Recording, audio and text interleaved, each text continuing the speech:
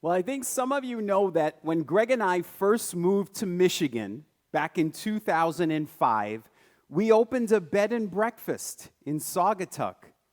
And at that time, we became aware that there was another bed and breakfast in the area who was embroiled in a bit of controversy at the time. A couple had reserved a room at that bed and breakfast, but when they arrived, the innkeeper said that they couldn't stay there because she saw that they were two men, a gay couple, and she said that hers was a Christian B&B. Now, that innkeeper had every legal right to deny those men's service. So there really wasn't anything the couple could do about it other than write a letter to the local newspaper. And when the local newspaper reached out to the bed and breakfast owner for a comment, she said, "I will be praying for them." Okay. And I remember when I read that, I thought, I wonder what that prayer was. Like, was she praying, "God, please make these men straight. Please take away their gayness"? Is that the purpose of prayer? Are we supposed to be praying for other people to be changed? Or is the purpose of prayer to change us? Now, I share that with you today because, of course, the gospel reading from the lectionary for the 20th Sunday after Pentecost is another one of Jesus' parables about prayer. It's known as the parable of the Pharisee and the tax collector. And my hunch is that B&B owner's prayer was much like that prayer of the Pharisee. "God, thank you so much for making me one of the righteous. And I pray for all those poor people who are walking down the wrong path." Okay. That prayer of self-righteousness, that arrogance. Okay, another example might be a father who refuses to go to his daughter's wedding because her daughter is marrying a Muslim. And he's a good Christian, and he raised her to be a good Christian. And so he prays to God, "God, please change my daughter's heart and mind." When instead he should be praying, "God, change my heart and mind." The Pharisee is saying, "God, change them." The tax collector says, "God, change me." Jesus wants us to pray with a humble heart, a heart of humility. Now, Pharisees in Jesus' day were the upstanding citizens. They were the holy people. They were the people who understood Scripture. They knew Scripture backwards and forwards. They were people who followed the letter of the law. Tax collectors, on the other hand, they were at the bottom of the barrel. They were considered sinners. They were unclean, immoral. So do you see the brilliance of Jesus' parable and how shocking it was to the people of his day? He was basically making the tax collector the good guy of the story and the Pharisee the bad guy. Okay, he flipped the script as he often did. You know, if you read the Gospels, 95% of Jesus' criticisms were for the so-called righteous. Jesus criticized the righteous the most. And so I find it interesting today that there are many Christians in America who wear their righteousness like a badge of honor. They're so proud to be righteous. And I think they misunderstand what righteous means. I think they think righteous means being right, which means they're on the right path. So anyone else who's not following that path must be wrong.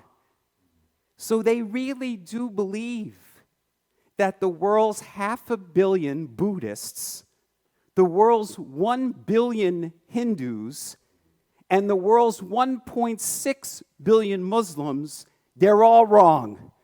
They're going down the wrong path. They have the right answer, but everybody else is wrong because they're not following my path. And so they pray for those people of other faiths. God, please save their souls. That's the Pharisee prayer. It's the prayer of arrogance, self-righteousness. How arrogant to think that you're following the right path and anybody else who doesn't believe how you believe is wrong. Okay? Jesus is encouraging us to pray with a humble heart. Now, in Luke chapter 15, just 3 chapters before this one, Jesus tells the story of 99 people who are so sure of their righteousness. And Jesus says they're wrong, because he says true wisdom does not come from certainty, but from humility. True wisdom doesn't come from certainty, but from humility.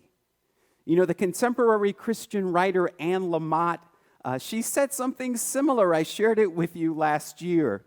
She says, the opposite of faith is not doubt. The opposite of faith is certainty. When you are so certain that you have the right answer, that's not humility. That's arrogance. So what does the Bible mean when it talks about righteousness? When it says we are to follow the path of righteousness, what does that mean? Well, thousands of years before Jesus, our Eastern siblings spoke of the path of righteousness. They called it Dharma. That's what Dharma means. It actually means right use of thinking. And it's what our Christian scripture tells us in Romans 12. Be ye transformed by the renewal of your mind. That's what we're doing in prayer. We're asking for our mind to be transformed. We're not asking for other people's minds to be changed. We're asking for our minds to be changed.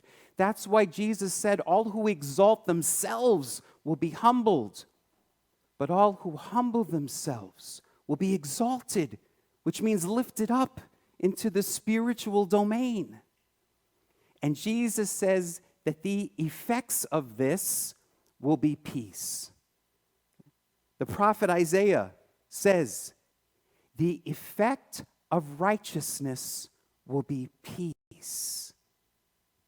So do you think that B&B owner was bringing about peace in her community by refusing a gay couple to stay at her B&B? Was that bringing peace? Do you think the father who refuses to attend his daughter's wedding, do you think he's bringing about peace in his family? The effect of righteousness will be peace. Now, Madeleine L'Engle, the author of A Wrinkle in Time, I know so many of you love that book. She said, we do not bring people to Christ by telling them how right we are and how wrong they are. Rather, she said, let us show them a light that is so lovely that they want with all of their heart to know the source of it. That's what I want to invite you to do. I want you to show the world a light so lovely. How do we get in touch with that light within us? Well, through prayer, but the prayer of a humble heart. In prayer, we return again and again to our source, the source of all love and light. And that source is always calling us to love people unconditionally and with a humble heart. And the more that we do that, the more we learn to see more clearly, to love more dearly, and to follow in the way of Jesus more nearly. Namaste. Hello, everybody. This is Sal Sapienza, and I'm so excited to share with all of you that I've written a brand new book. The book is called Childish Thinking: How the Church Keeps Us Stuck in Sunday School. Now, the title Childish Thinking comes from Christian scripture, where we hear that if we wish to grow in spiritual understanding, then we must let go of childish ways of thinking. And yet so many Christians today, even after years of Bible study and Sunday services, still have a very elementary understanding of their faith. They still understand God as some old man with a long gray beard. They think heaven is a place up in the clouds with pearly gates, that the devil is some red guy with horns and a pitchfork, and that hell is a fiery place below the earth. Those are things that we tell children. None of those descriptions appear anywhere in the Bible.